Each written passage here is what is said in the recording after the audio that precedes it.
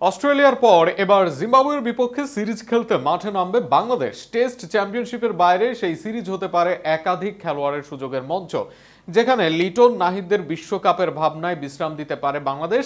আবার আকবর, মোসাদ্দেক বা অমিতদের জন্য এই সিরিজ হতে পারে বিশাল বড় এক সুযোগ। সব মিলিয়ে জিম্বাবুয়ের বিপক্ষে কারা পেতে পারেন সুযোগ, কাদের দেওয়া হতে পারে বিশ্রাম, তা নিয়ে থাকছে প্রতিবেদন। ডিপিএল এর এবারের আসরে 267 রান, সাথে বল হাতে 4-এর কম ইকোনমিতে 6 ম্যাচে 11 উইকেট। ডিপিএল এর এবারের আসরের সেরা পারফর্মার মোসাদ্দেক হোসেন সৈকত।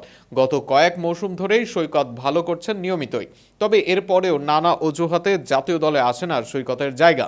আন্তর্জাতিক অঙ্গনে সৈকত প্রস্তুত কিনা তার একটা পরীক্ষা হতে পারে আগামী জিম্বাবুয়ে সিরিজ। দুই ফরম্যাটে টানা ম্যাচ খেলছেন মিরাজ, রিশাদও হয়ে পড়েছেন ব্যস্ত, আর সেখানে মোসাদ্দেককে একটা সুযোগ দিতেই পারে বিসিবি। যদি সুযোগ কাজে লাগাতে পারেন তবে আগামী দিনের জন্য ভালো বিকল্প হতে পারবেন এই অলরাউন্ডার।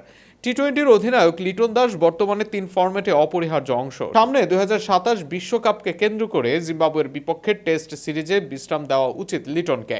সেক্ষেত্রে মিডল অর্ডার ব্যাটিংয়ের জন্য অমিত হাসানকে অভিষেক করানো যেতে পারে এই সিরিজে। যদি আরও সৎ সাহসী হয় বিসিবি, তবে আইচ মোল্লা বা আশিকুর শিবলির জন্যও একটা সুযোগ করে দিতে পারে জিম্বাবুয়ের বিপক্ষে লঙ্গার ফরম্যাটে। কেননা প্রতিপক্ষ জিম্বাবুয়ে হিসেবে নয় শুধু ম্যাচটা টেস্ট চ্যাম্পিয়নশিপের বাইরে, তাই পাইপলাইন সমৃদ্ধ করতে একাধিক খেলোয়াড় পেতে পারেন সুযোগ। তবে মূল বিশ্রাম দরকার হবে পেস বোলিং লাইন আপে। এই মুহূর্তে বাংলার পেস বোলিং এর নিয়মিত নাম নাহিদ রানা। বাংলার এই পেসারের গতি আতঙ্কের সৃষ্টি করেছে সারা বিশ্বে। তবে জিম্বাবুয়ের বিপক্ষে 3 ফরম্যাটেই বিশ্রামে দেওয়া উচিত তাকে। এমনকি বিশ্বকাপের ভাবনায় তাসকিন আহমেদকেও দেওয়া উচিত বিশ্রামে, কেননা লাইন আপে পেসারের ঘাটতি নেই। ইনজুরি থেকে ফিরলে হাসান মাহমুদ পেতে পারেন সুযোগ। এছাড়া দীর্ঘদিন টেস্ট দলে থাকা খালেদ আহমেদের প্রত্যাবর্তনের সুযোগ হতে পারে এই টেস্ট দলে। দীর্ঘদিন ঘরোয়া আসরে পারফর্ম করা মুকিদুল মুগ্ধকেও বিবেচনা করতে পারে বিসিবি। তবে আবশ্যিকভাবে এই সিরিজে বিশ্রাম দরকার নাহিদ ও তাসকিনের।